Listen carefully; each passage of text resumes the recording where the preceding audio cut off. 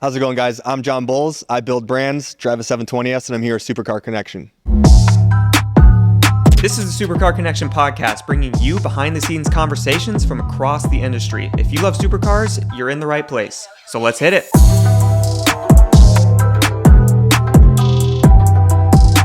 McLaren. 50 yesterday.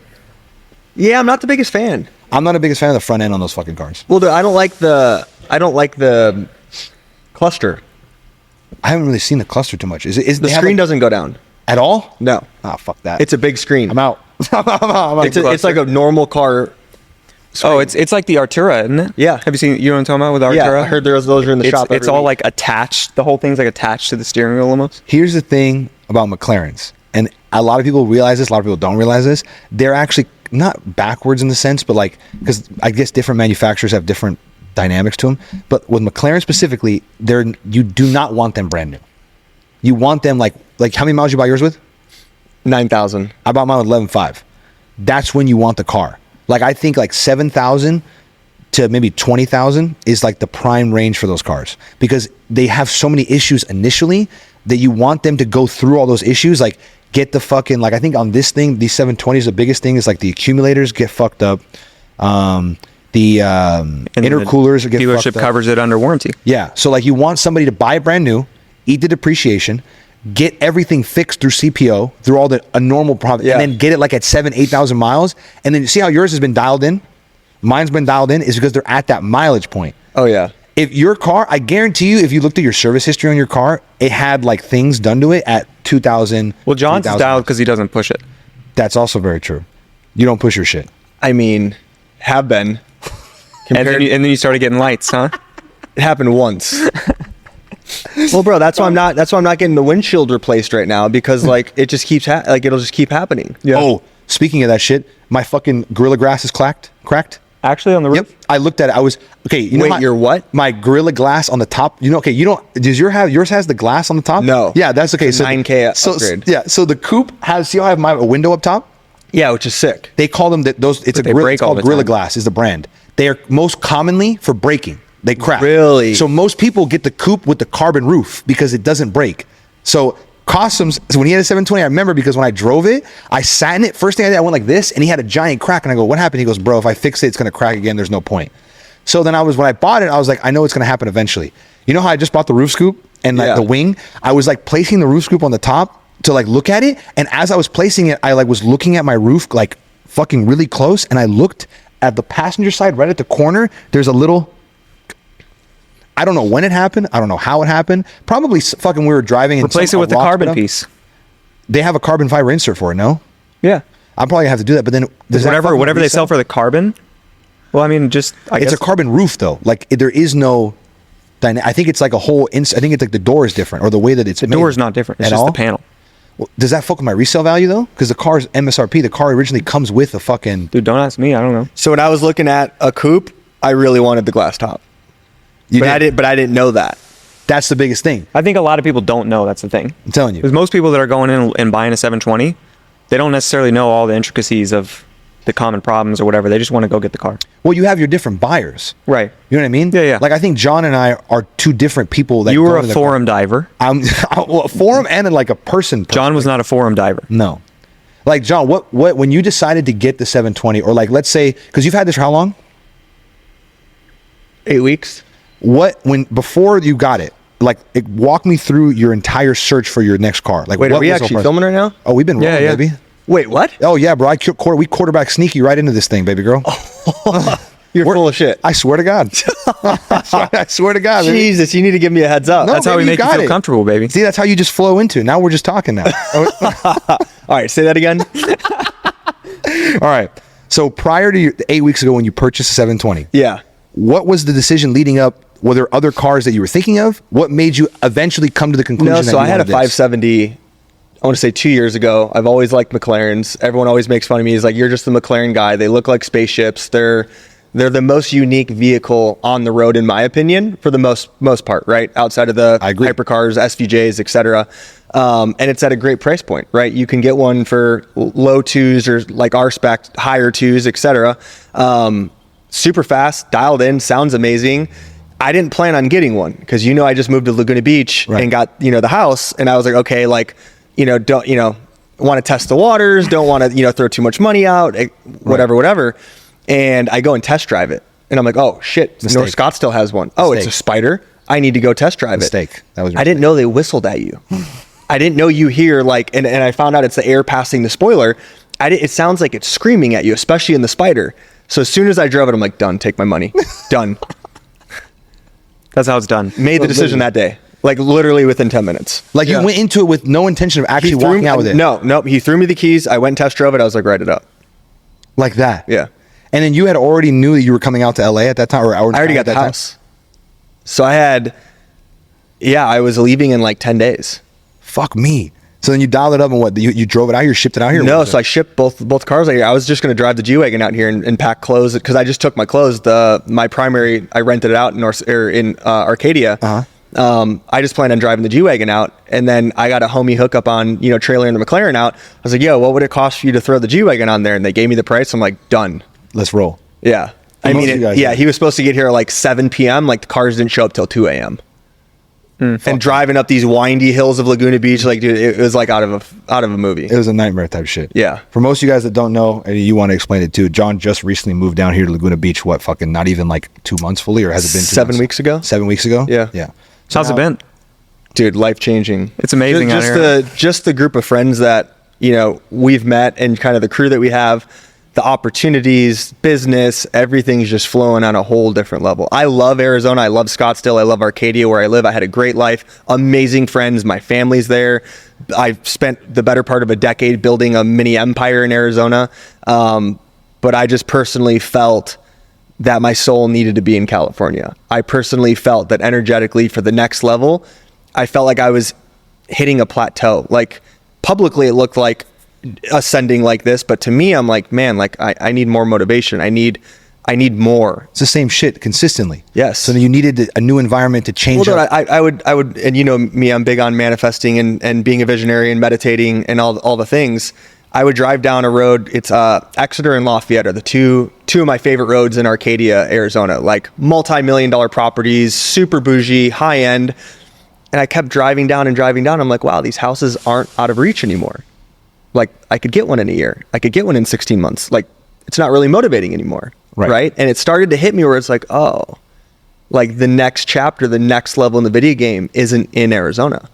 And what started as me getting a summer house in Laguna kind of turned into full time. Kinda?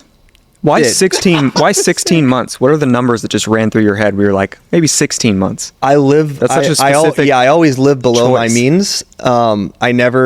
I never spend out of ego. I used to have ego in my, younger 20s, mid to late 20s, where I lived beyond my means. I needed to have the best this, the best that, and didn't really know about investing and saving and all the things that, is informative now, where you can watch a reel and like understand how to trade crypto and do all these different things. So now I have calculated sales forecastings and they always make fun of me, KPIs. Oh my God, I have numbers for every one of my companies, every one of my investments, every one of my things. And I do sales forecasting for 5, 10, 15, 20 years where I know predominantly kind of what my income is going to be from investment streams, from rental properties, from my, my main focus, my secondary focus is my investments, the startups I invest in. So like, even if there's cash today to go purchase it, in my head, I need to mentally be at a certain place because I've lost it all before. Yeah. I've had my back against the wall with like having to start over 3 or 4 times in my life. And that shit's not fun. Not at all. And you learn from it every single time. So I come from nothing, built a bunch, got, bad investment, or a friend screwed me over, this happened or that happened, and then you're back at square one, or it's like, I'm never going to put myself in this situation again. That's like when I got the McLaren, everyone's like, oh, it's so dope, you finally got a 720. And I'm like, you guys just don't know. I could have had one for God knows how long. I don't buy a car until I can afford it 5 to 10 times over in cash. So it's like, to be secure. I don't live beyond my means. Right. Like what people see on social and everything else, that's the tip of the iceberg. There's so much more depth to everything. 100%. I just downplay everything because I've been the guy that's super in front and bright and shiny. And like, if you have so many people like hating that and bringing you negative energy or praying for your downfall, I've noticed that if you're more humble and you're just down to earth, you don't show everything, then people are like, okay, like yeah, I'm not at that level, but I could see getting to that level. And it's like you're helping them up the mountain versus you're at the top of the mountain, and no one wants to see that. And you're at a point in your life too where there is no need for you to feel like you need to portray an image to anybody like that. No. You're very secure with who you are. You've built yourself up to this person that people emulate to be like, and now you're at the point where you're like, I'm gonna do what I desire to do, and that's it. That type of shit. Versus I feel like, again, people climbing, like you said, in your early mid-20s, people climbing the ladder, they're like, I might need to overextend to portray this image because it might get me in this room, it might put me here. You have no need for that shit. No, and obviously I'm 36 now, so I'm not in my 20s or low 30s. Yeah. Everyone makes fun of me for my age, but I don't look 36, so save it, bro. I look older than you too, bro. But because I damn. You never seen him take the hat off? No, I have. Oh, okay. Are you kidding me? Just shocks you every time. Yeah. Fuck you. No, I don't. It doesn't shock me. Thank you. Yeah, being single, 36, having the cars, having the houses, having the things, it makes dating hard. It makes friendships hard. It makes, like, I'm very closed off to a lot of people. Like, even our close group, like, I let them in very quickly and they let me in very quickly, and it's like a family, like day one. It's very fucking I'm true. typically not like that. Right. I've had people use me, abuse me, try to say like, oh, dude, I've had girls lie about dating me. I've had friends lie about being business partners with me. I've had so much crazy shit happen because you're showing so much publicly. So like, although I'm out there on social, like, I'm really not. There's a lot of private aspect that you know about, that other people know about, that I don't put on social media. You have a very specific image that you want to portray. And again, one of the biggest things too is we're talking about how we're going to continue on the image and how we're going to build out the next strategy and stuff like that too. I'm very excited for your next phase too and stuff like Appreciate that. The Jon Boles that's coming, dude, is going to be a scary Jon Boles. I mean, Dialed in. shit. Very much so. KPIs and all the whole fucking nine bullshit. So what's the KPI for the next Ferrari? Yeah. Is it going to be a Ferrari? We've 100% decided it's going to be a Ferrari. So I got the 720S 8 weeks ago. You asked me before, I think we were filming. I don't know anymore what we haven't been filming. Absolutely love the 720. It's been a dream car of mine. I told you before I moved here, I manifest about 30 to 60 minutes before bed every night. And I just pictured myself in an exotic, a Spider 720S, rolling up the PCH. And then it went into like, what would my friends' cars have? Who would my friends be? And it just trickled in and trickled in. And it's funny how I kind of like manifested the entire life that we're living in OC, LA. Like I saw that coming weeks prior, months prior. And although I love the 720S, my heart is it's time for that next evolution. Yeah, I think, to be honest with you, you're more of a Ferrari kind of guy. Well, and at the end of the day, like I didn't plan on, I paid cash for the car, so I didn't plan on having so much equity in a car versus, and we don't know what's going to happen with the economy coming up. So I'm literally freeing up as much cash as possible, right, and literally dumping it in the market as soon as whatever chaos is coming. I'm going to be like, I'm going to pounce on it, right? We're ready. We're going to build fucking generational type shit next time this thing comes down. Because God, that's a good question. I don't want to get too deep in the economy, but that's going to be a fucking thing. Because I don't know what's going to happen in the next 6 to 12 months. It's going to be fucking scary with rates, elections, the whole nine. Yeah, war on the potential. Dude, last time when we know what happened in 2020. I don't want to get canceled saying names or phrases or whatever. But I went and bought multiple properties. I made $300,000 profit off one house, profiting XYZ on this house. Like, if you have a boatload of cash in a bunch of different areas, you can pounce on it 10 times harder. So even though I don't need to pull cash out of this, I want to, because stay ready. It's another 80% return on investment on 250 or 300 grand or whatever it comes out to. Like, literally, why wouldn't I want to make that return? Very much so. And that's honestly the key. It's like I was thinking about this the other day, and it was funny because we were texting all this. This literally came to my mind, and it gets to a point where like you get to a certain point where you're in a circle, right? And then opportunities start to come your way. But then even on top of that, you need funds to be able to act on those opportunities. Now we're at a point where like literally shit's getting dished out in a group chat, and it's like, all right, who has the cash to be able to make this happen? This person, 2 people, 1 person. All right, go. And it's just opportunities just feeding into shit. Well, even my developer buddy that I got the house from, he's a huge developer in Newport, builds $20-30 million homes, and he jumps on flips a lot. And a lot of, not saying he can't, but a lot of developers or people that are in that situation, they don't have 5 million cash sitting to go in a house. So I told him, I was like, yo, like my buddies and I out here, like we're sitting on quite a bit of cash or, liquidity. I'm like, let me know if you come across like a Laguna Hills house or a Newport or Balboa or something where you need an extra 2 mil, 3 mil. Like we can make it happen in a day. We can pull that. Yeah. Literally. So like, cause he gets everything at cost. So if I partner with him on the business end of things, like we're business partners. It's not, I'm doing a flip, he's the contractor. Like we're all in it 33 or whatever it comes out to. So like I'm unilaterally trying to like put pieces on the board like that, like you said, to create generational wealth. It's not about me anymore. We're looking down the line and stuff like that. Because honestly, one of the things, you're very multifaceted. What exactly do you have under your umbrella of the Jon Boles empire? Yeah, so that's a good question because a lot of people ask. So 85% of my time and energy is focused on my agency, Avintiv. So as you know, we build and grow brands. So we have the brand building vertical and the growth vertical. So we do everything from consulting, brand workshops, brand identity. A lot of brands come to us that have hit a plateau. Franchises, multi-location operations, and their sales aren't growing anymore. Their customers aren't coming through the door. They come through Avintiv on the brand building end, and we rebuild their entire company.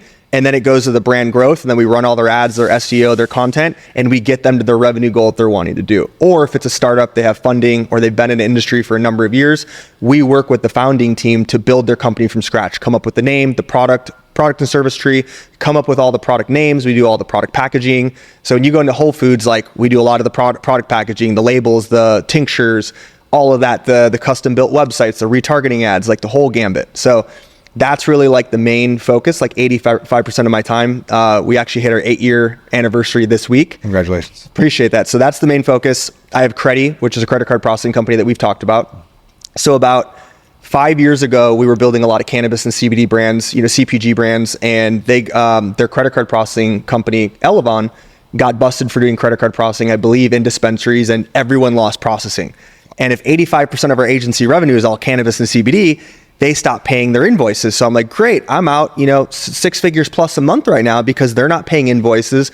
This is now my problem. I just lost credit card processing. So I'm reaching out to, tons of contacts I have.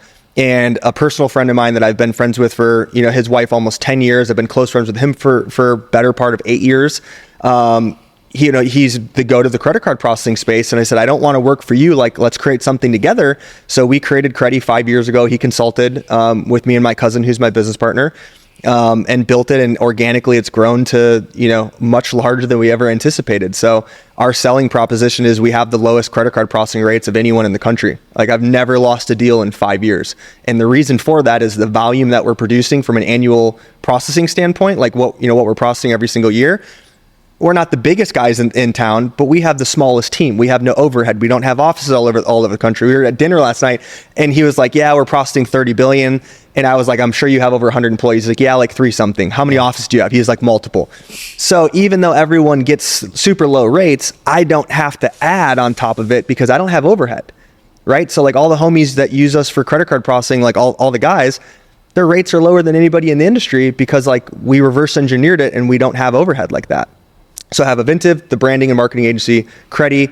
I have Boles Capital, which is my private equity kind of angel fund. So what that company is I have a lot of high net worth people within my network, or CEOs, founders, and private equity guys, family offices, etc. So that company just, like what we do every day, I attach Bill with Linda with Tom. And, we just raised, I can't say the name, but we just raised $40 million for a very well-known hospital in California, redoing all their solar, dual pane windows, LED lights, batteries, like the whole hospital campus is getting redone. I did that introduction. That's 3% on $40 million, right? Split between the partners that are like Obviously. 3 people that are on there.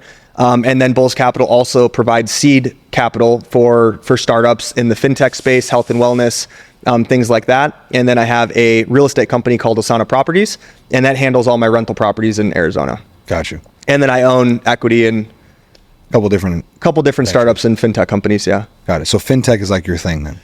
Dude, that's where everything's going. If you think about AI and you think about, like, I just invested in a pretty cool company called Frello. A close friend of mine and another very successful entrepreneur. They're the 2 founders, and they were raising capital. I'm like, abso-freaking-lutely. It's one of the only peer-to-peer lending app that, like, if you were hitting a hardship and you needed to borrow $5,000 without going to the bank, picture what happened in 2020. You can't go to the bank. You can't do shit. Everything's on lockdown. You can go on this app and borrow $5 or $10,000 from an investor, accredited investor. And let's just say I'm the investor. I can pick what my interest rates are, what my terms are. And I can lend you the money, and it's all backed. Like, I won't go into full detail because the company hasn't launched yet, but like that could be I told you last night, like a 28 times multiple. Which is ridiculous. That's fucking ridiculous. So it's like, that's why I'm not living beyond my means. We talked about the SF90, the SBJ. I'm not making those transactions and purchases because I can get in at the ground level on startups for 100 grand here, 200 grand, 50 grand, 25 grand, whatever that is. So I'm planting across the board to make sure that if one of these things pops, it's over. Yeah. Especially because you said 28 times multiple. What's the average on multiples right now, like in terms of that space right now? It all depends. I don't know enough about that to like give a number. Hard quote. That shit is ridiculous. That's going to be awesome. I fucking hope it all works out for you. Yeah. But no, the most thing I'm excited for is like all the brands, you know, I've had evented the longest. I've built 12, sold 2. We've never ran ads. I've spent zero money in marketing, and we're a marketing agency. Are you fucking serious? All referrals, personal network. That's unreal. Yeah, that's crazy. How's that even possible? Multi-million-dollar company with zero ads, zero marketing. We launched our first ads and offer in July of this year. Are you serious? So what? Yeah. How do you build that type of book of business with that type of fucking referrals? Yeah, referrals and connections. Word of mouth, like that type of shit. The thing with me, job, someone they turn around and they tell their friends. Me, bro, that's awesome. So it's like you know how like we're at dinner and we're talking and we're all good people, right? You're a good human being. 100%. As long as you're a good human being and you're the best at one thing, I'm the best at brand building. That's the one thing I was put on this earth to do that I can see almost better than anybody, is see where a brand or a business needs to go in a convoluted market, a busy marketplace. I can literally close my eyes and see how the branding needs to be, how the website, how the flow, how the structure. And when you do it enough times and you hook people up, you take care of people. Like, dude, you know how many times we've had websites that are like 50 grand and our costs go 30% higher than we anticipated and it was our fault, or maybe it might have been the client's fault? I've eaten all those costs. You have to. There's websites I didn't make money on. Clients will never know that. Right. But like we go above and beyond SEO. We double our scope every other month if it needs to come to that. And we never tell the client that they owe us more money. I don't know many people that do that. Especially in that business, it's at the end of the day, it's all about the client. You have to take care of the client because without that, you have nothing. In any business, it's all about the client and the customer. Nothing. You literally have nothing at that point. And again, I feel like anyone that's listened to more than 3 episodes has heard Joe say this. What? Say what?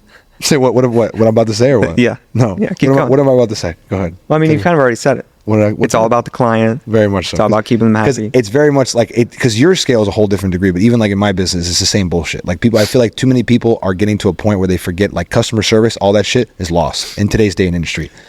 Yeah. You're on a bigger scale. So you're taking care of people, brands and stuff like that, taking care of a client where you might eat some stuff comparative. My margins of eating something are pennies on the dollar compared to what you're eating. But it's the same concept at the end of the day. Taking care of the fucking client. Because without that, you don't have shit. Well, dude, we have some clients that have 1 million customers, right? Like one of our biggest clients is Fit Body Bootcamp. It's a well-known franchise where we built their brand new website. They've been a client for going on 3 years, and we manage 300 locations marketing nationwide. And each of those locations have, I don't want to throw numbers, but let's just say 20 to 30 team members or employees or trainers, and then there's 300 customers per location. Once you start thinking of the multiplier effect of like our boutique agency, like we're right around 20 team members, right? So we're still a small shop, but we push some crazy numbers for how small we are. We're literally impacting millions of people's lives every single year. It's true. Like there was a huge thing in cannabis that happened a couple years ago, and one of our clients, 3Win Corp, is a very big brand. They started with us as a startup, and they scaled to a 8-9 figure level in less than 5 years. But there was a lot of deaths that were happening in California because of the black market cartridges. I forgot what was in them, but they were obviously illegal. They faked it to make it look like it was our clients, but it wasn't.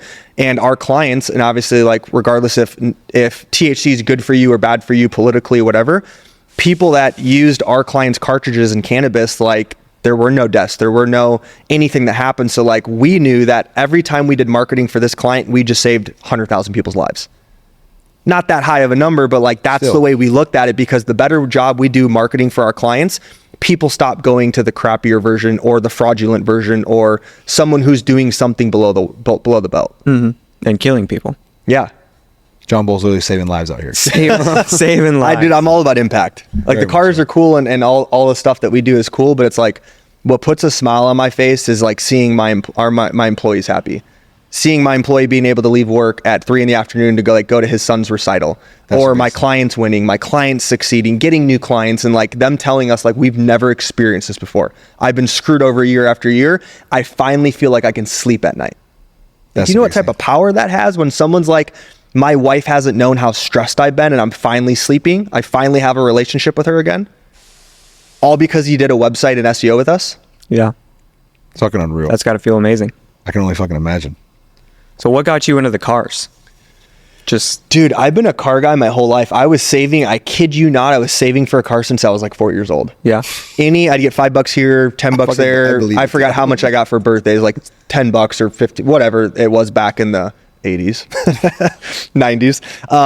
I had a little jar that I would just keep putting money in, and I saved everything I had. And my first car back in the day, I would think I was 15 at the time, was an Acura Integra GSR. And back in the day, people had Civics and Integras, but they had like the LS version. They didn't have the VTEC, the 1.8 liter. Like I made sure I saved enough to get the VTEC, the Gretty exhaust slammed. And my dad kind of didn't make fun of me, but he's like, you and your white and carbon fiber cars. So my car was white with a carbon fiber hood slammed on black rims. And my dad saw this, I picked them up, and he's like, you literally manifested some McLaren at 15 years old. I was like, yeah. You don't change. Shit doesn't change. So my whole life, I've been a car guy my whole life. Yeah. And then your first supercar was the 570? Yeah. So it's funny because my videographer at the time, we were pushing a lot of YouTube, and he's like, I leave for 1 week and you go get a McLaren, or I leave for 1 week, you go get a McLaren, and now we're going to pick up a G-Wagon. He's like, what the fuck? So I got him back to back, and I got rid of the 570 just because the G63, at least the spec that I got, I fell in love so much with that car. I never drove the 570. Mm-hmm. And not to mention in Arizona, when it's summer out, it's 120 degrees outside. So hot. It's ridiculous. And the AC on half these cars doesn't really work properly. This car does, but the last car doesn't. And I was like, I knew I was going to get rid of it. I'm not bringing it to McLaren to have them charge me $2,000 to recharge the AC. Yeah. So, I stuck with the G-Wagon and basically got rid of the McLaren, and then I bought my primary residence. So I put a lot of capital into that because it was a pretty big purchase at the time. Kind of lived below my means for the past couple of years, and then splurged a little bit on the 720, the Laguna house. And now I'm, kind of looking long-term of like, okay, how many rental properties do I want to buy this year? Like what other investments do I want to make? Cause I told you I wanted the SF90 at the end of the year, but I don't want to have $500,000-600,000 in a car right now. I just don't. I'm not at the level to be comfortable with $600K sitting in a car. Yeah. So, and then you decided you don't want the SF90 anymore? Correct. Because of, I don't think we were actually rolling when you told us why you don't want the SF90. No, and our boy Kevin just got one, and I'm super pumped for him. Okay. And it's a beautiful car. It's just everyone that I've talked to that has had a buddy that has had one, they said, dude, he put 600 miles on it and got rid of it. And we were talking before, and it's just a fast car. Yeah. It's too much. Not having one, everything between, everybody said the same thing. It's too much of a fucking car, which is insane to even think about. Yeah. Well, I mean, there's multiple in every Ferrari dealership. Go on, just pick a Ferrari dealership. Dude, Newport, there's like hit inventory. Yeah. We were talking to Eric yesterday when the SF90 showed up, and I don't know if Kevin heard him or not, because it's a $150,000 battery in the car or something obnoxious like that. Mm-hmm. And I was like, how much is it if the battery runs out? He's like, oh, bro, every time your battery runs out, it's a minimum of $15K. I don't want to have a car sitting in my garage that if I'm on a trip to New York or Miami or doing something for business, oh my God, like that wasn't a $5,000 trip. It was a $20,000 trip because my SF90 battery went out. Well, bro, you don't have to worry about shit like that. If you're going to go for 2-3 weeks and you have it, just let me fucking drive it. I will, I will keep it alive. How you drive? Absolutely not. I don't drive like him. What are you trying to say? How do I drive? You drive like a bat out of hell. You're not as bad as Qasim. Like our Qasim's the ringleader of the group who just drives like a bat out of hell, but I love him because it makes me feel so safe. I know. But you're like a mini him. For sure. Him and I normally lead the groups when we go crazy like that. I just fucking... Qasim's definitely made him crazier. You weren't like that. That's probably true. One thing you know about me is I'm very risk averse. Very much so. You're the risk mitigation king. Well, the good news, you're in a car that's a carbon fiber box. Yeah. So you're in one of the safest cars on the road. Yeah. But dude, I have friends that invite me to like ski trips, snowboarding trips. I don't do anything where I can injure a limb, an arm, a leg. Likewise. Yeah. There's no fucking value in that. The amount of risk versus the little fun and adrenaline enjoyment you get from it. Well, dude, I had an e-commerce company in the fitness space. We did athleisure, kind of like a mini Alo, mini compared to Alo. But we took on funding back in, I want to say 2016 or 2017. I had to take an insurance policy out on my right arm. That if something happened to me or my right arm, like the investor wouldn't lose money because the company solely came down to me. I had partners, right, but like I was the CEO, the one that was running the company. So that always stuck with me. Literally your limb, your right arm? Because I'm right-handed and I couldn't type at that point. So like if you think about it, if you're about to put $1 million into a company and it's coming down to one person, you're going to insure him because that's your investment. It's Literally. not the company at that point. That's true. It's Jon Boles. That's very fucking true. That is fucking insane. That's a perspective that most. Well, I've heard that with athletes, or like, you know, a surgeon getting like their hands insured, Picture a things like surgeon, that. like picture him losing an eye. You can't do your job anymore. Or like a Doctor Strange, you know, breaks his hands and then can't. That's true. Yeah, that's true. But he got powers. So that like, helps but him with out. how many? But the way You I just look gotta at get it, superpowers, John. Come on. Well, peptides. We're working on it. But you think about it, like I'm trying to retire my parents. I have quite a few employees. They all have kids. They all are married. I have X amount of clients. Like there's a lot that rides on my plate every single day that I don't share with a lot of friends and a lot of people. Just the weight and the pure kind of.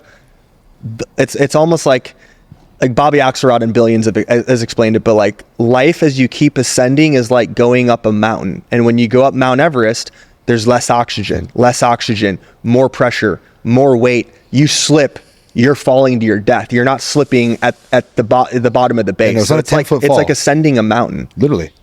You have the amount of responsibility, and that's one of the things, like when you talk about like the tip of the iceberg, I can only imagine tip of the iceberg, and you and I have gotten really close and everything in between, but like people don't understand the scale of responsibility. We go to dinner and we have a conversation, everybody's laughing, having fun, but we have no idea each individual person at dinner could be dealing with their own fucking thing, because they have no idea what the hell. Dude, I literally had my best friend commit suicide in November. Fuck me, bro. I'm sorry to hear about that. I appreciate it. And literally like moved to Arizona with me. We had multiple companies together, would have been the best man in my wedding. And obviously like I knew he's gone through things from background in being a Marine and military, but literally talked to him 2 days before and then got the news and we're just like, what the hell? That's the type of and then you're able to keep that in. You have to get in. You have this is the one thing that when tragedy happens, stuff like that, it's messed up. But like my grandparents passed this down into me, is as much as you have to internalize that stuff, at the end of the day, you got to keep pushing. And like, not to quote cost and everything in between, but like, what are you going to do? You have too much responsibility and too many things to get done. You have to internalize it, deal with it, and then keep on going. And that's why, like, I know the group always makes fun of me, like meditating and journaling and KPIs and everything. But honestly, like meditating, reading, and journaling has changed my life, because I can be in a room trying to broker $100 million deal, $1 billion deal, whatever that is, or on the flip side, dealing with a pissed off somebody, and I never lose my cool. I never allow an emotion to take over me. No one will ever see me frustrated. No one will ever see me at a different state than what I'm currently at, because I have practiced so hard at staying so level-headed, because I've gone through so much shit.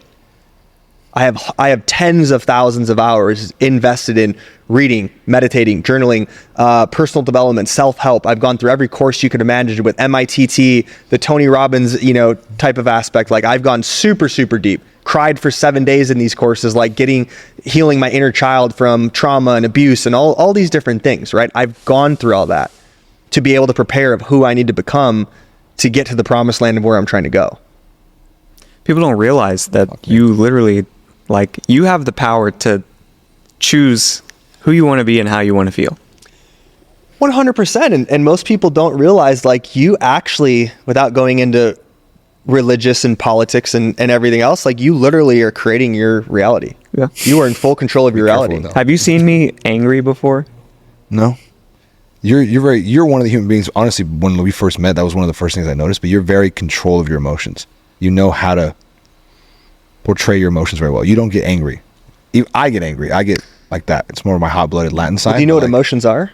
At least my beliefs. Obviously everyone has their own beliefs, but I've done a lot of research on it. Hit me. Emotions are a guiding system of your higher self telling you where to go and what to do. So if you think about it, if you have in the pit of your stomach, you're dating a new girl, you're dating a new guy, and you're like, something just feels off, like feels like this is going on, it's not necessarily your ego. Right. It's your higher self telling you that something is off, you need to run. Fight or flight, all these different emotions, excitement, trauma, anxiety, depression, those are all labels people have put on shit to pump pharmaceuticals, to pump pills, to pump all these different things. Emotions is an energy in you that's like Siri on the phone saying take exit 12, turn left, turn right. But people go numb to their emotions and they're like, oh, I'm depressed, I have anxiety, I've been on anxiety medication for 20 something years. No, you just haven't done the work to go in to figure out where this is coming from. Why are you anxious? Why are you feeling this feeling? Most people can't sit with themselves. It's like, oh, I can't meditate, I can't sit with myself for 5 minutes. I'm like, you keep telling yourself you can't do something, like you're never going to get a supercar. Fuck no, you kidding me? You're never going to have a $10 million company. Like it all starts with your mindset, your thoughts, and your beliefs. He gave me a dosage of some books, and I'm diving into them right now. The whole squad is. I keep getting screenshots from all the homies. And like, do you know how good that makes me feel? That knowing like just me talking about something at dinner could change someone's life, or value that you share, like that's the best part of like the car circle, which brought us all together. It's like we're all very similar in our mindset and our beliefs, and like we just want to help each other win. Think about how crazy that. Joe didn't want to pass that stuff along to me. Bro, you I'll act like send you the screenshot. there. Thanks. Think about this, what you just said. All of us have a common personality, or we have little things that we have in common, and they all stem. And how did we all connect? Yeah, it was all cars. Dude, these fucking things. Yeah. And it I goes told back you to how the I met beauty of these Miguel. fucking things. I wasn't supposed to go to a coffee shop because I live in obviously Laguna Beach, and it takes me 8 minutes to get down from my house just to the main street because I'm in the hills. So it's like 8 minutes down. Another, Must be nice. What's that? I said, must be nice. Yeah. I First lose world reception problems. with Miguel on the phone. I was like, sorry, bro, I'm driving through the hills. I lost service. She's like, must be nice. What a fucking problem. And I don't mean it like that, but it takes 30 something minutes to get to Newport. So I go to Kit Coffee Shop. It's one of my favorite coffee shops, and I had the McLaren key. So I wasn't supposed to go to Kit. Wasn't supposed to drive the McLaren. Was going to take the G-Wagon. I was like, you know what? It's a nice day out. Want to whip the car. I go to Kit. Miguel walks past, and he's like, oh, bro, is that your 720? Because the key was on the table. What are the odds I put the key on the table? Right. And on your pocket. Bag, Yeah. put it in my Right. pocket, etc. And he's like, bro, I just got one a month ago. And we hit it off, and then I saw him there every day for a week or 2 weeks. Then he sat down. We started talking business. We both own marketing agencies. Then it led into introducing to Qasim, the rest of the group. But it all stemmed from cars. Bro, literally that night that we first fucking met at Havana or whatever we were at, that was literally the most random thing because I forgot what I was even doing down there. I was down there with Qasim and Chance. We were just shooting.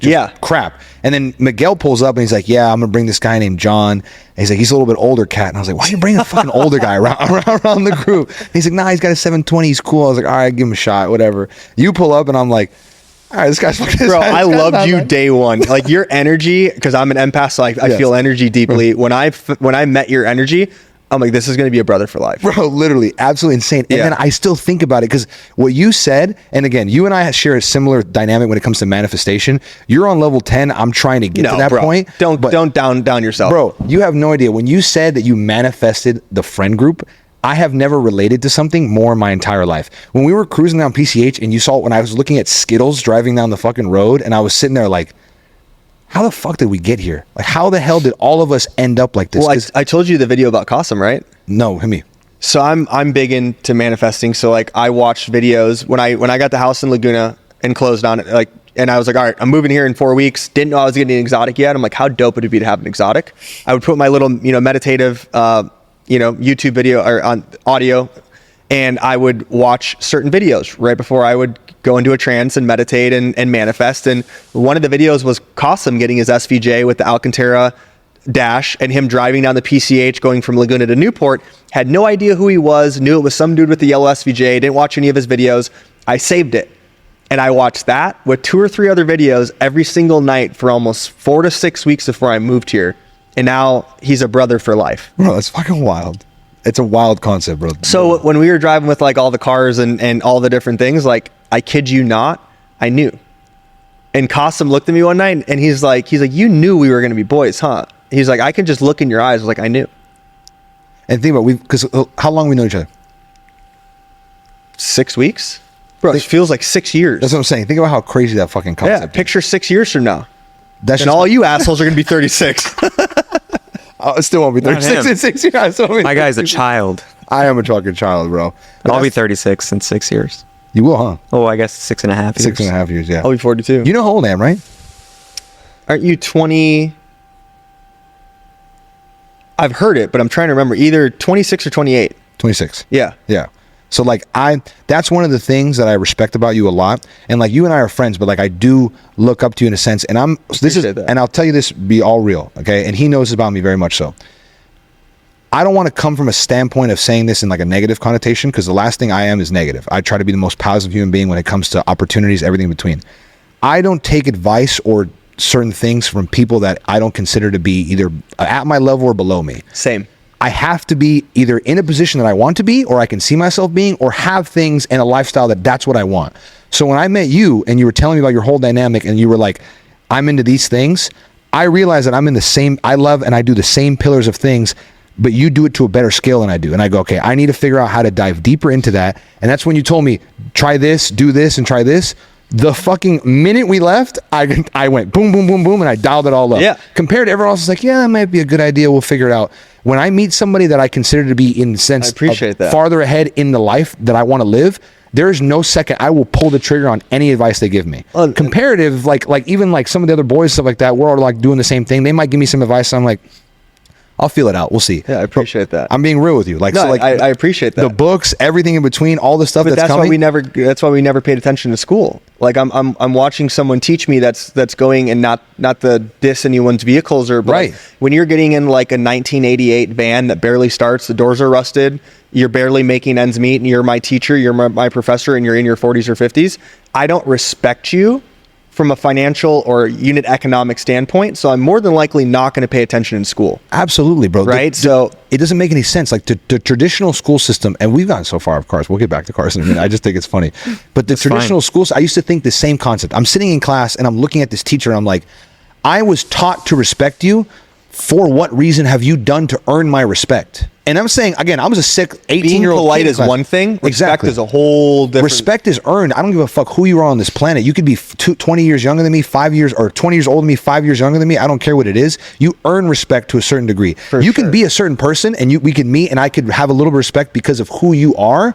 But who you seem to be versus who you actually are, those are two different things. Yeah. Like even when we met, I had no idea who the fuck you were. Miguel was like, I'm bringing this guy around. Then we talked, and then you follow me on Instagram. I was looking through your stuff. I was like, oh, okay, this dude seems kind of legit type thing. But I had no idea prior to going into it. We had one dinner together, and I knew everything I needed to know solely based on like 4 fucking sentences. I was like, Yeah, it's over with this appreciate fucking that. guy. Same thing with Qasim. When we had Qasim on and like KP and all them, we were talking and we kind of had like a certain level of click, and it was kind of the same dynamic where I was like, why does it feel like these guys have always been around this whole fucking Yeah. time? Even with Miguel. Bro, 100%. It's a I weird couldn't thing. imagine, I was supposed to come out here for the summer. I couldn't imagine ever leaving. You're not leaving, bitch. No, That's the whole I know. thing. I already made the decision financially. You're Like not I leaving. pulled the trigger. It's Moving here, let's go. Him and I are a prime example of this too. Him and I, like in another world, the funny story about him and I meeting, we played college football together. That's our background. together. Really? Yeah, 100%. Linebacker, kicker. We were both bigger. Bro. Is that, he's taking a shot at you with the kick Yeah, shit. hey. No, I would have guessed the same. I would I have was guessed a the same lineman. thing. Lineman. Remember, I was 300 pounds, 315 in my playing Jesus, days. what position were you? Running back. I was gonna say kicker, running back, or quarterback. Yeah, because so- I'm I was smaller too. I used to block for him. I was fast. He played can at see that. Probably still am, but Yeah, you know, you're probably quicker. We're now. not. We're neither here nor there. He used to play at University of Washington. So and then Really? yeah. That's awesome. Then he transferred to the school that I was at. We played like majority of our career at a Division II school here in SoCal. Yeah. And I practiced at Washington. Was like, all right, I gotta play, 100%. and then went to APU. So But- we had a mutual friend that I went to high school with that was playing at University of Washington. He goes and puts this thing in the transfer portal, ends up coming to our school. My boy talks to him and goes, yeah, I have a friend down there. Like his name is Joe Murphy. Like you'll meet him. He goes, but you're probably not going to get along. You guys won't like each other. He walks on the campus, running back, right? And I'm like, what's up, man? I'm Joe. How to meet you? He goes, I think like your boys with so-and-so. And I'm like, yeah. He's like, he said we weren't going to be friends. And I'm like, why the fuck would his dumbass say some shit like that? And literally from that moment on, we've been like this. And like this whole concept, exactly what's happening right now. Yeah. And you know how in the beginning, I kind of like roofied you into the conversation type thing? Like you didn't even know what was going on. Roofied me in. That's an analogy because you did. All of a sudden you woke up and you're like, You wait, just woke up, the you're like, cameras wait are a live type thing. We're But in think this? about how easy the flow of the conversation was. Yeah, but dude, when I hop on pods, it's like that day one, just because it's always a conversation. Right. But most people are like 3, 2, 1. Yeah. And then you're like, all right. We're here today with Jon Boles. This is what he does. Exactly, bro. The flow of conversation, we've been flowing literally nonstop since you sat down and with no need to break or anything like that. Yeah, no. That's this little SCC difference maker in the world of media. Yeah. But whatever, here, there. What I was going with the Shout out SCC. Yeah. Where I was going with this bullshit is we built this entire thing solely based on just the conversation and the bond that we had. So like when I met you and I knew, like you said, the energy and the bond, I was like, Instant. It's instant. So then when the same thing with him and I, we came on here, started talking this shit and literally just talking about cars. Bro, I didn't even have a supercar when we started this. Well, bro, I knew who you guys. I didn't know who you guys were, but I knew what the page was, and I've seen plenty of your guys' videos living back in Scottsdale.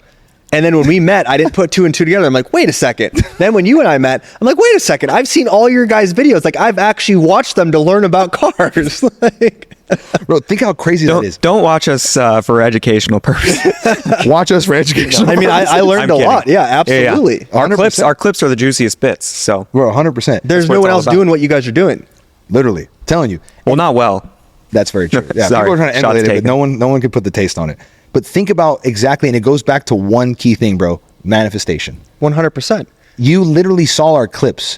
You saw Qasim. Yeah. And somehow you were able, not somehow, through that power, you positioned yourself and you became right in with no hiccup, right into the team. You know, it's funny. Beginning of the year, I wrote a vision document for the year, and it basically said that I was waking up in a house in the hills in Southern California overlooking the ocean. Ultra modern, had the cars, had the this, had the that. And I woke up a couple weeks and I'm like, and I reread the vision. I'm like, holy shit. I literally created it. You know how many times I've pictured us sitting down talking to Jay Leno about cars? How much? A lot. We're Has it coming. happened yet? No, we're getting Jay Leno. That's my done. That's We're my. gonna get Jay Leno. That's like my dream guest. Sit down with Jay Leno and talk about cars. Bro, it's already happened. Yeah. So the way, like, I look at life a little bit differently than a lot of typical people.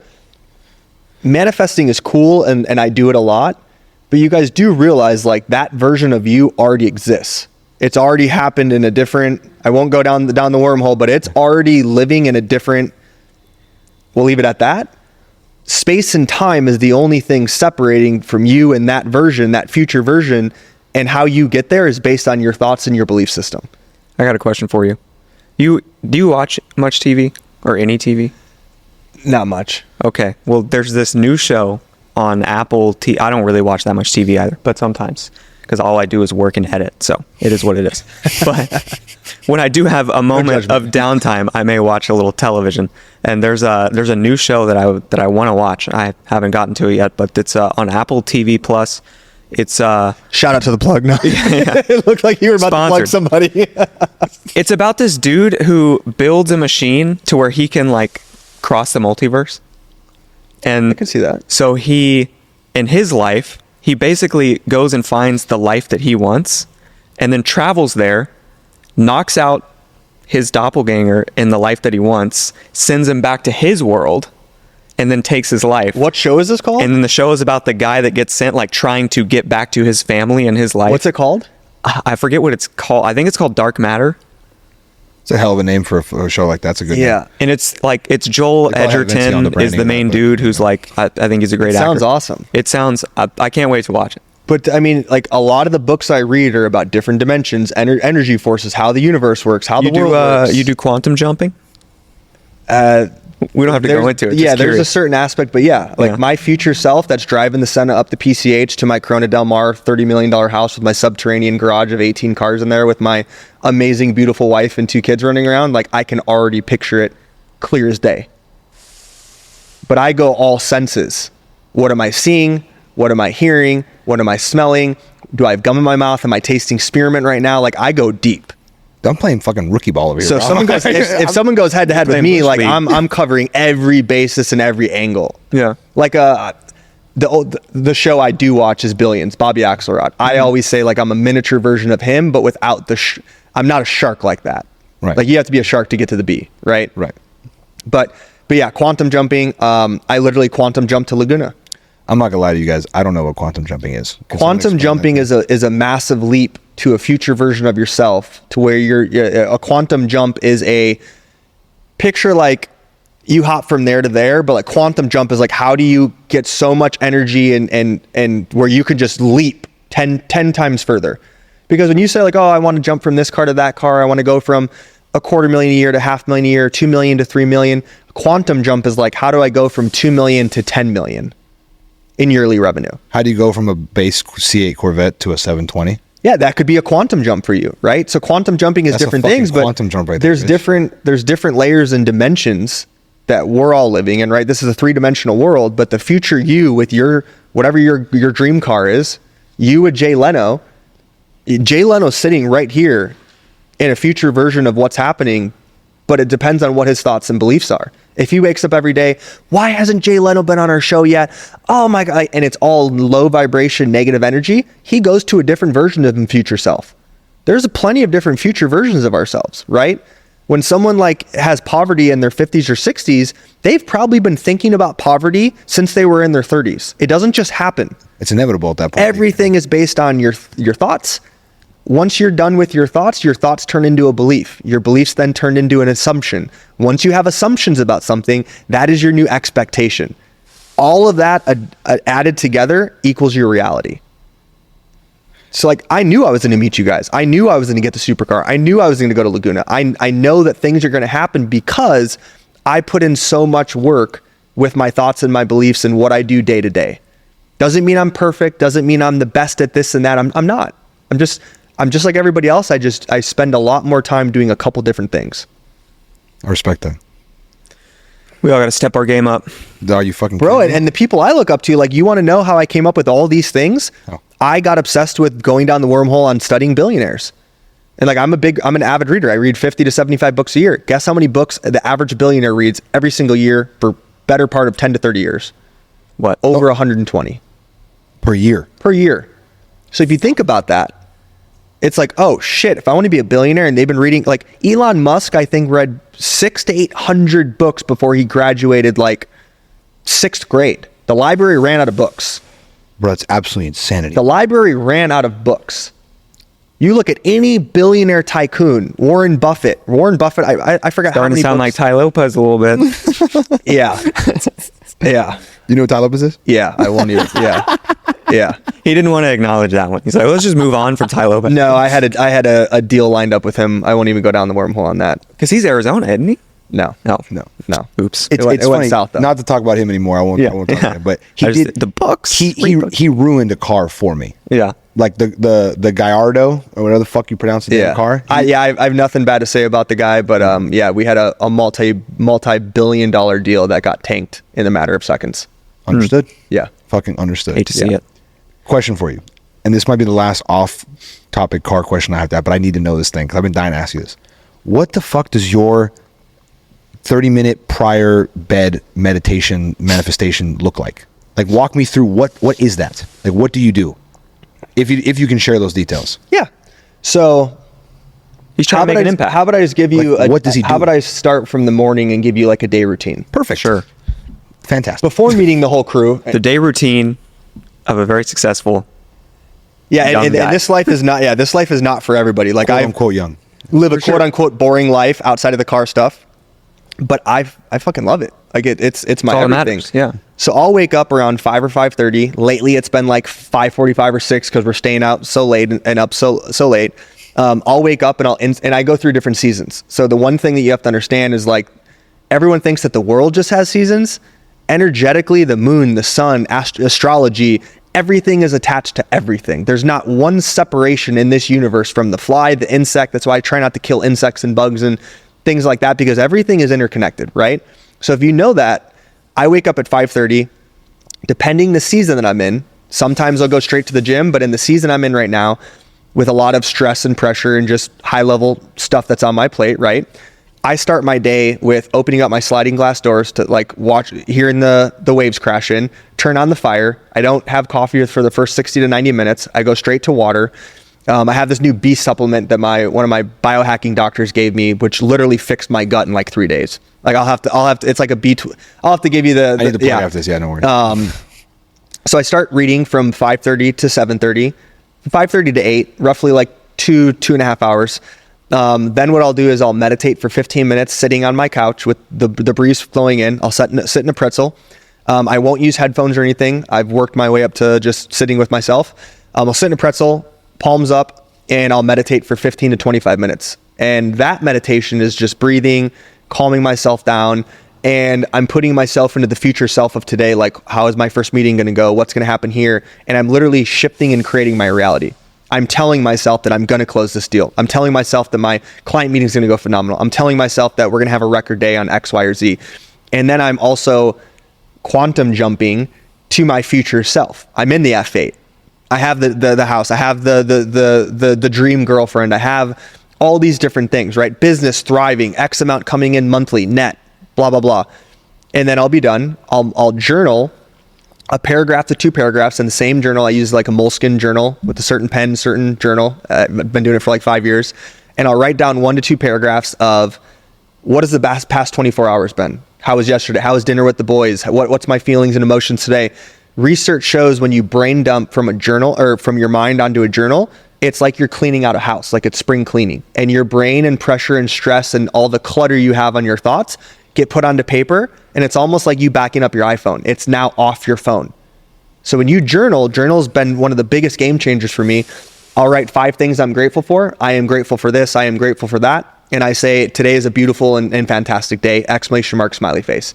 Close my book. I'll shower, get ready for work 9, work from 9 to 3, go to the gym from 3 to 4, work again from 4 to 7, roughly. Then what I'll do is I'll cook a healthy dinner. I will read another hour and a half, same book or maybe a different book. And then meditating, I turn off all the lights, I keep the fire on, so I still have the breeze coming in through the water coming in.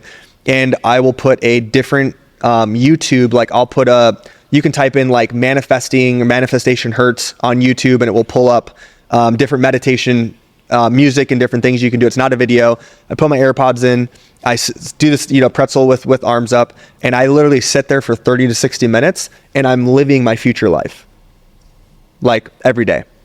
Monday, I'm waking up, kissing my future model, humble, amazing, loyal girlfriend, kids. It depends on what year I'm at. Like sometimes I'll do 38, sometimes I'll do 40, sometimes I'll be 55. I'm a billionaire. I have private security. I'm hopping on my PJ, and I'm literally going to Switzerland. I'm going here, and I'm literally, I did it with the McLaren. I did it with my previous house. My primary house that I bought in Arizona 2 years ago, I literally did that to get that house, and it happened. Obviously, like, you have to be skilled at your career, and like you have to, like, you can't just, like, someone who's just starting out can't just take what I just said and pop a McLaren out tomorrow. Like, right. It doesn't work that way. It's taken 10 years just to get to this certain point. But I'll meditate living that life for 30 to 60 minutes. I don't eat 3 hours before bed. I don't drink water 2 hours before bed. I don't look at my phone an hour before bed. I'm typically, lately it's been responding, but typically I don't respond after a certain period. I meditate. I go down, brush my teeth.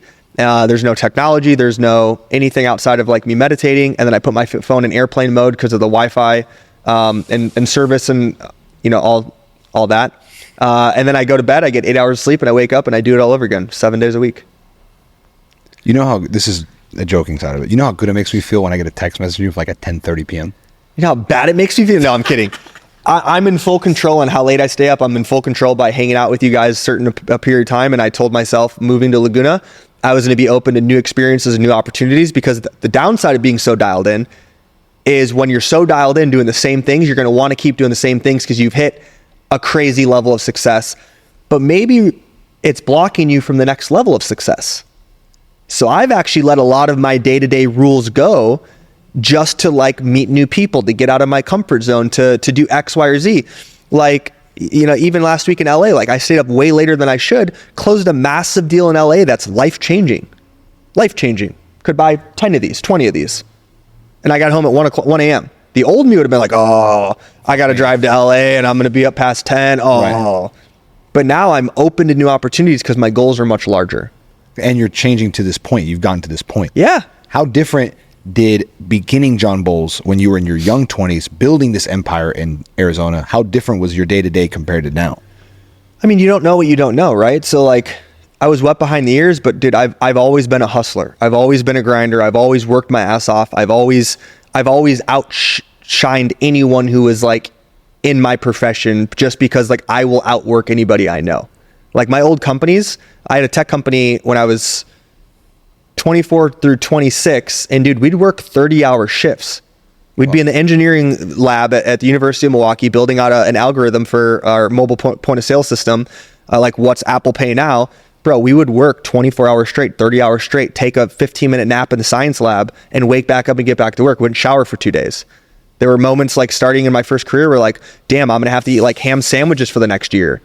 Yeah, it's a lot different now, but like I started from nothing, but I've always had the tenacity and grit to like outwork anybody. And it stems from my parents. Like my parents are bulls where it's like, excuses aren't an option. Right. Figure it the fuck out. Get shit done. Kind of feel like I might be low-key talking to my future self. Bro, 100%. Bro, you kidding me? To a certain degree, it's fucking accurate as hell. How do you think I felt first talking to him? I mean, I get that with anybody I talk to, though. Like, and it doesn't mean that I'm here. That like, I don't mean anything like that. But it just, there's certain souls on this earth that are meant to do certain things. So, what are the top books for the people listening? So the biggest uh, impactful book I've ever read is The Power of Now. And what The Power of Now does is anyone who's going through anxiousness, stress, happiness, joy, whatever it is, even when I'm like on the upper echelon crushing life and I feel like I'm going too fast, I'll read The Power of Now. Eckhart Tolle's the author. He blew up on Oprah, his following. And essentially what it teaches you to do is there is no future and there is no past. There's only the present moment, which turns into the past. So it's like you only have the now. Now I talked about quantum jumping and manifesting and living it like, so I've done a great balance, but for anyone that's like caught in their head, thinking, overthinking, stressing themselves, anxious, all these different things, The Power of Now will change your life, hands down. Second biggest book, which you know, is The World is a Mirror. That book taught me that everything in life is fake. The world is fake. Relationships are fake. People are fake. Money's fake. Nothing's real. It's all a perception of our reality. And even like your parents are like, it's your soul parents. Like your soul came to earth to experience a certain lifestyle, a certain journey. And it you know, XYZ chose your parents. Like I won't go down the whole religious background, but The World is a Mirror teaches you that the world is whatever you believe inside. So your external world, the McLarens, the millions, whatever it is, it has to start inside here. Whatever you're thinking and believing, assuming and expecting is what your reality turns into. So that book, I've introduced it to so many people and I've gotten so many DMs, you included, so many DMs, and everyone's like, dude, this changed my life. I knew bits and pieces of this, but the way, and everyone's like, who's the author? I'm like, I've never heard of him in my life, but it doesn't matter. Read the book. It's written in a third grade level. The third and fourth book are Shoe Dog, which basically talks about Phil Knight building Nike. And it really makes you feel like you're not alone in the entrepreneur space. Nike almost went bankrupt multiple times. And then they became $1 billion company and the rest is history. But it talked about the struggles that he ran into building the corporation. The other fourth book is Elon Musk's first autobiography. It talks about the abuse he went through as a child, him, you know, just being different from every kid, having these grandiose visions, being made fun of, being bullied, getting the shit kicked out of him. And it just talks about even when he exited from PayPal, like, yeah, he went and bought an old school, not a P1, but the McLaren. F1. Was it? Yeah. Yeah. The F1. Yeah, went and bought it. It was like 1.5 million, spent a ton on it. But he took 98% of the rest of the money he made off PayPal, put it in a Tesla, Solar City, SpaceX. Threw the dice again because he believes so much in his mission and vision. So those are probably the most impactful books. Fuck me. Yeah, I'll take it. I have a couple more that he gave me that I'll give you. But I'm doing about 50 to 75 a year right now. That's absolutely insane, bro. I got. Do you feel like you read fast? I wouldn't necessarily say that I read fast. I just know what I'm reading, and I can put two and two together a lot quicker than someone who's just starting out. Yeah. So I don't try to speed read. Like I'm the old school highlighter. When I highlight and like it goes through my brain, I'm like, okay, like I'm truncating in a different like Google Drive folder in my brain. So I try not to speed. Okay, makes sense. You were going to the car question? I was literally going to ask. I was about to say like, I feel bad that we're going. No, I know. This is the whole point of this. Remember when I told you Joe Rogan, but for cars? Yeah. Like, well, I feel like this is the stuff that people want to see because it's like, right. Yeah, it's cool. We have McLarens or this or that, but it's like, how the hell did you get that for any typical person that's just starting out? Exactly. 100%. So that's what that's kind of what I wanted to focus on this time. Conversation. Like I said. Because Yeah, you operate at such a high level. And even, I mean, we've talked to a lot of guys with a lot of money, but this, and I don't want to, I got to be careful now what I'm saying. Everyone has been able to do super impressive things, especially they got crazy cars like this and stuff. But there's always a level of like to which, how they're able to kind of present and the level at which they operate and they know and they, you know what I mean?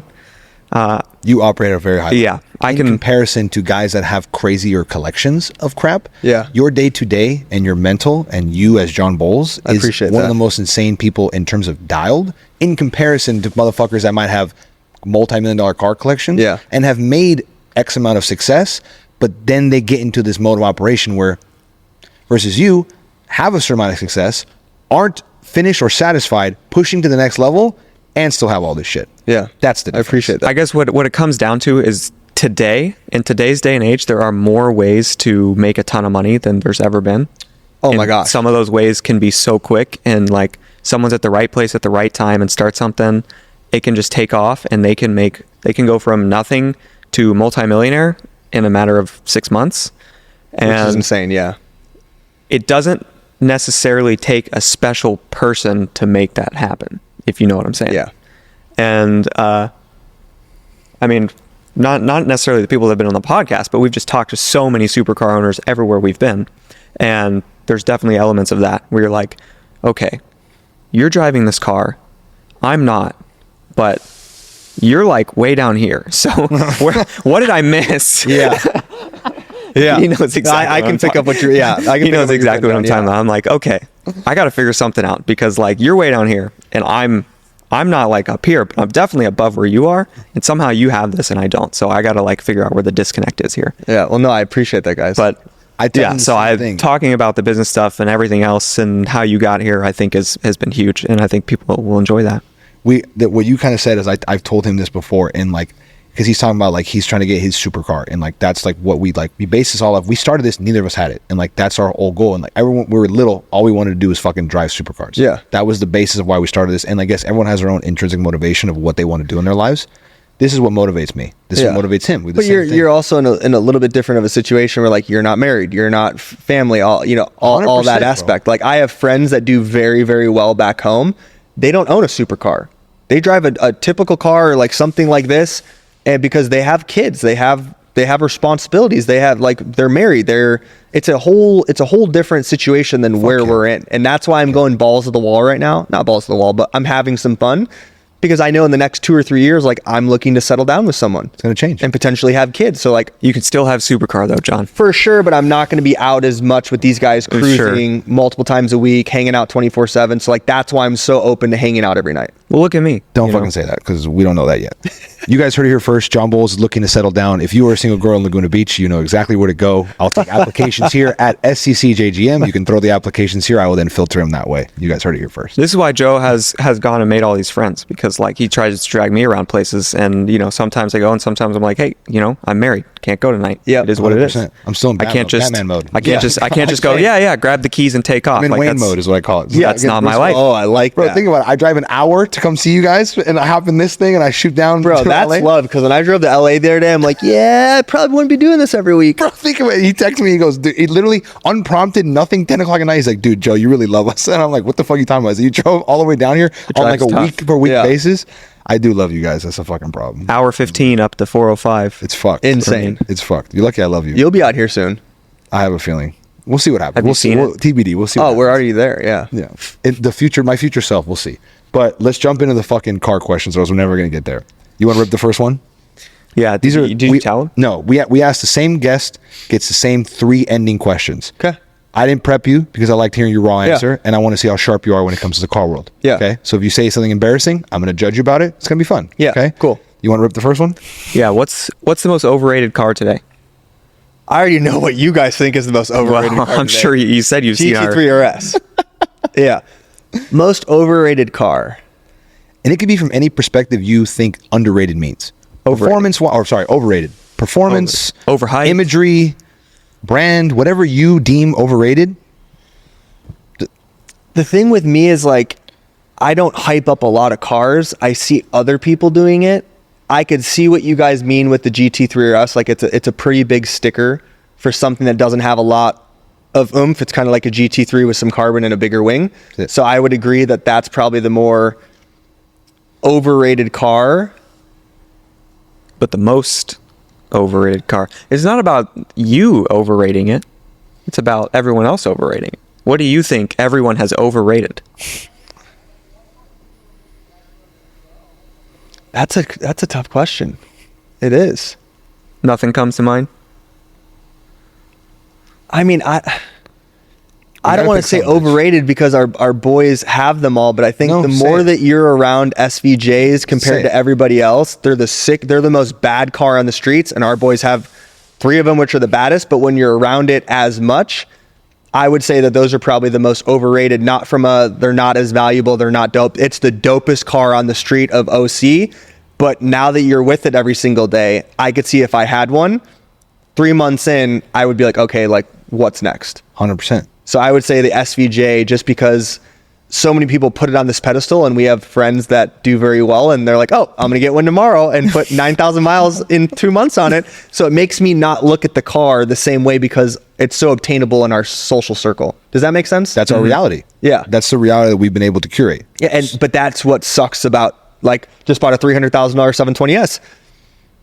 Like, hanging around our group, it's like, what's next? Yeah, and it's not totally. from an ego standpoint, Nope. but it's just like, it's a different level of this video game.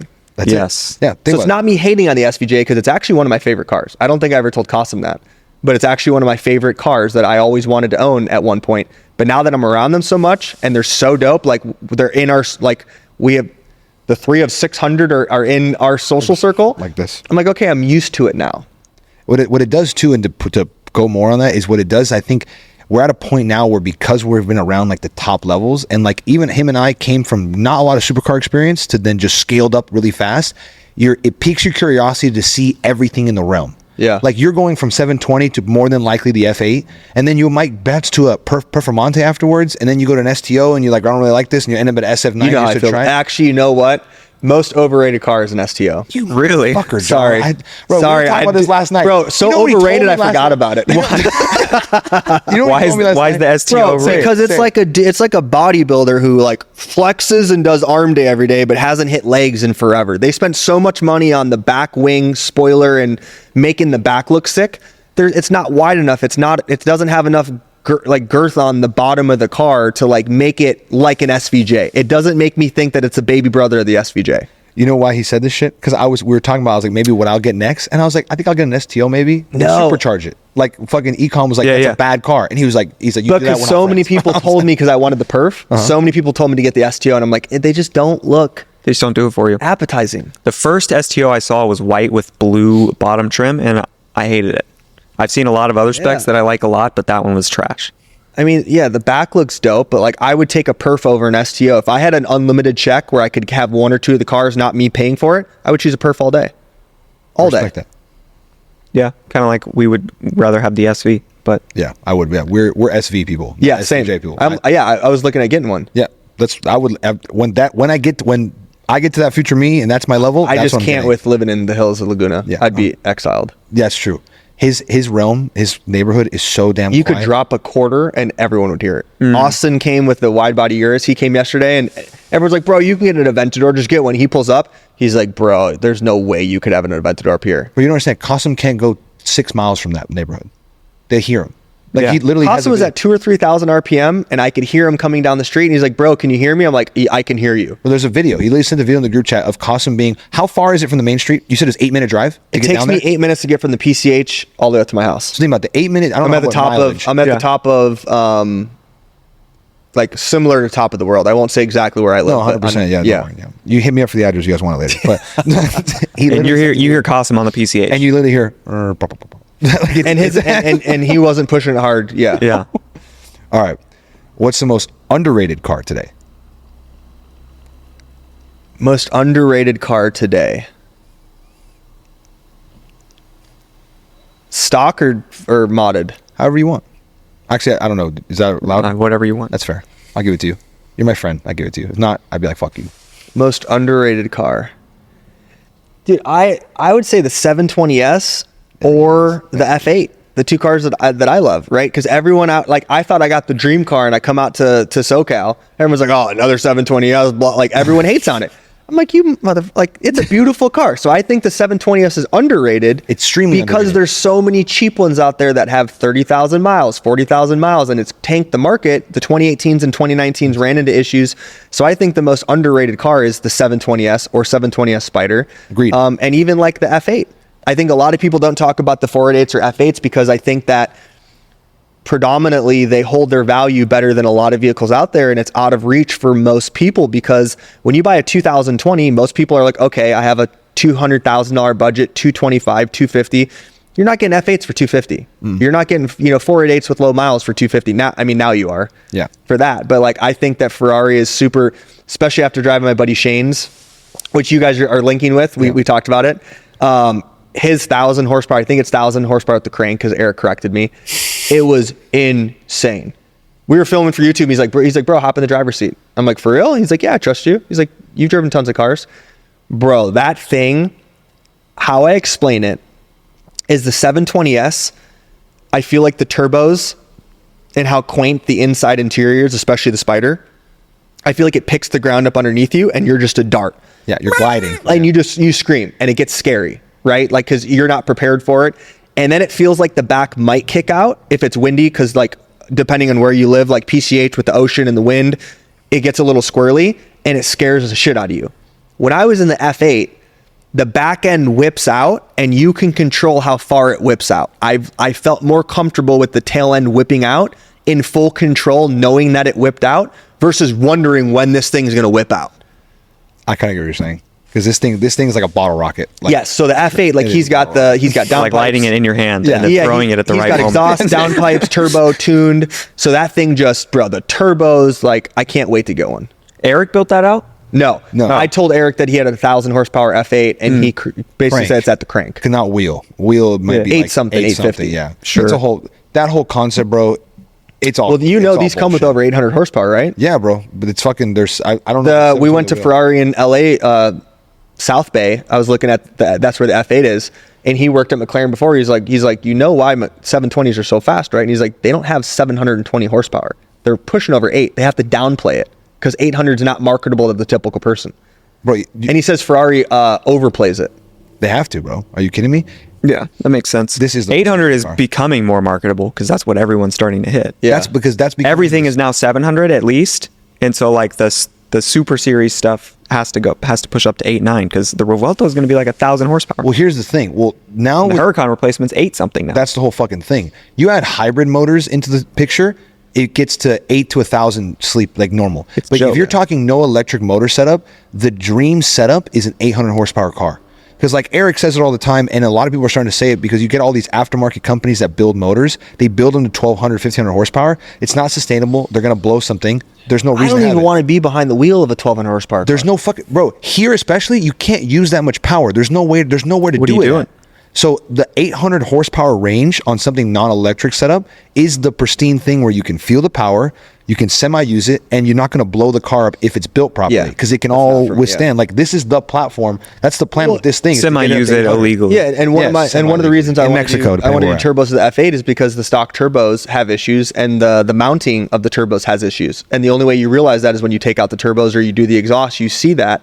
So I want to get all that replaced so like it prolongs the engine. It dials in. I'm telling you, I'm excited for you to get that fucking car. This last question I feel like is going to be super easy for you because you've already lived it. Yeah. Who knows how many times? Well, this is current Jon Boles though. Sure. That's what I'm saying. So we don't know if go ahead, ask the question. I'm sure current, future, it's all the same. And so power of now. An unlimited budget today to build a 3-car garage, only 3 cars, but today 3-car garage with no budget. Fits your current lifestyle.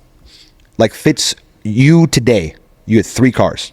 Unlimited budget. That's what I said. Yeah, I'm just making. But it has to be my current lifestyle. It's just 3 cars today. If someone wrote you an unlimited check to go buy 3 cars, but you can only have these 3 cars to do all that you need to do. Okay.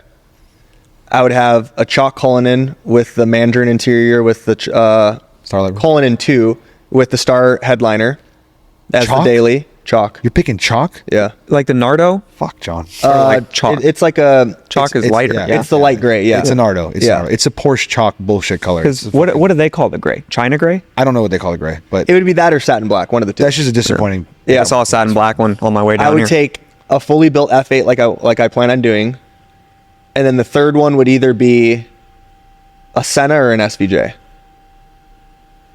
It's not a bad answer. No, I'll take it. I respect it. Yeah. I only have a 2-car garage though, and I already run into Tetris issues.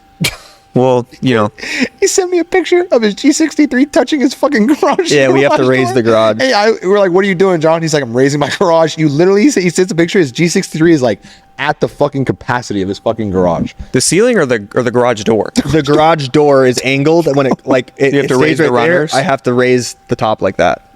Yeah, and I had to get all the ramps for the McLaren First world problems, baby. First world I love problems. So I don't talk about it much. I love it. I like Living in the hills is not built for cars, huh? No, it's not. No, but one of my Laguna. neighbors has an SF90, but his goes straight into the garage. Laguna. Living in Laguna Hills isn't Sure. built for cars. Yeah. You come up to our neck of the woods and you live in the hills in LA, those motherfuckers built for the hill, built for whips. So Walker's depends on how looking much. at That's true. Walker's looking at a house right down the road from me with his SVJ. If he gets that motherfucker, bro, I cannot wait. Every Karen in your neighborhood is gonna hate Walker. And I'm going to sound like a walk in the park compared to it. So I want him to move. Oh, 100%. You're gonna be Yeah. like, can you believe this guy? That just He makes would it move in? easier for you. Can I was believe like, you did bro, this? can you believe this? Yeah, can you believe this asshole? Come on now. At least mine is fun. Mine's quiet. Like, come on, let's Yeah, do that. but yeah, that would be my collection. All right. I like the answer. Yep. Where can they find you on Instagram? Jon Boles, JONBOLES. Yep. Easy enough. We Anything appreciate, else? We're good. We appreciate Yo, you thank coming you guys on, for having me on. taking Thank the you for time. coming on. You heard it here first. The new King of Laguna Beach has arrived. You know where to find him. We appreciate him coming on. Well, you don't know where to One of find the him. best. Somewhere hidden in the hills. Yep. Oh, I like that. I am hidden in the hills. Yep. Yeah. If you see a skills crew rolling around, come say what's up. Yeah, the white one is John. Jon Boles. Yep. All these colors, then the white one. We're gonna get it wrapped, right? Yeah. No, you're gonna get F8. F8 F8 won't be hopefully- white, will What's it? the dream color on the F8? Last question. Probably going to do a satin black or a matte gray, charcoal black something, and then do polished rims. What if we just wrapped it purple?